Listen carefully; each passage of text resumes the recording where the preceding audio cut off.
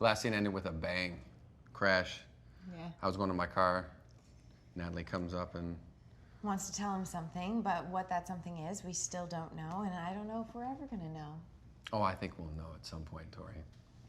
He may think he knows what it is, but, you know, before she gets the opportunity to tell him what she wants to tell him, Tim Burke's car crashes into Will's car, and Natalie goes flying out of the car, lands on the ground with a massive head injury, and the season ended with Dr. Halstead wondering if Natalie was alive or not. Yeah, holding her in my arms, and then we pick up this new season right where we left off. Right where we left off. I'm calling it in, and Will does this whole Superman thing and carries Natalie into the hospital. Very heroic. I'm looking forward to a lot of the same that we've done, just keeping it relevant with where the world is currently. Yeah. And of course, I hope Will still continues to fight for his patients, and we'll see if Will and Natalie are able to make it happen this season. What I think is interesting is, you know, we were kind of leaning towards, in the end of the season, Natalie's intentions of trying to reconnect maybe with Will when she was rushing out to the car. And I love that the season starts with that getting massively messed up and maybe her not knowing what she was going to say to him, because we don't know how much of her memory she's going to have, how much she's not going to have. And so I kind of love that they were maybe going to reconnect, but because of a tragic accident, that's actually going to be the thing that pulls them apart. And it's different than anything else we've explored before. You know, before it's been fights between them or other people coming in or something, but this time it's really a catastrophic event that happens between them, and it's going to be interesting to see how they play off of that and how they rise above it or don't, and just to see how that goes. Crossovers is what I hear every time. Yeah, people love the crossovers. They just love how we all interact, and then they love the 3 shows where it feels like a movie. Yeah. Also, I think, you know, our writers do such a good job of, you know, making these characters so relatable.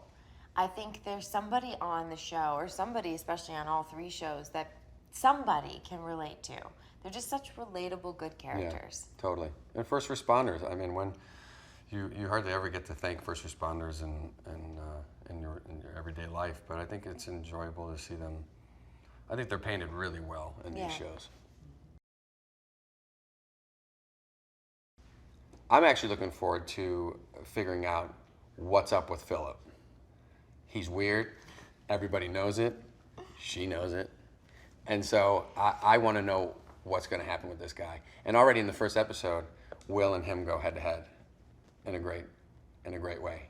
While Natalie is unconscious. To Natalie. Unconscious. She doesn't know, and we're having this argument over her. It's a really great scene. And what I think is so interesting about Natalie's portion of the storyline is it kind of is very relatable. How many times have you seen yourself in a relationship or forced a relationship to go on longer than it was just because you want something to be good? You ignore those signs, you know? So I think you see Natalie kind of struggle between that, and also she doesn't want to give in to him. She doesn't want to listen to his advice.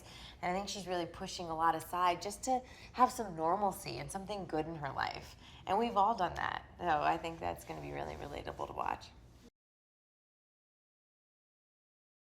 I think what's fueling Will's suspicion and irritation with Philip at this point is that Philip's watching Owen, and he's in charge of this boy that Will has grown to love. Granted, they had some bumpy points when Will got 2 black eyes from Owen, but I mean, I think Will's made a real effort to be the step-in father, and he does not agree with how Philip's interacting with the kids. Yeah, I never know.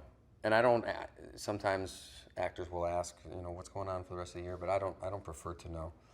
But what I hope is, I enjoy the Halstead Brothers scenes, so I hope there's more of that, and maybe I can go on to his show more often, and I hope they figure out what's going on with Will and Natalie, because we need something to happen at this point. Yes, we have a new surgeon this year, named Dr. Crockett Marcel. He's a Southern gentleman, and we all are introduced to him because he works on the night shifts.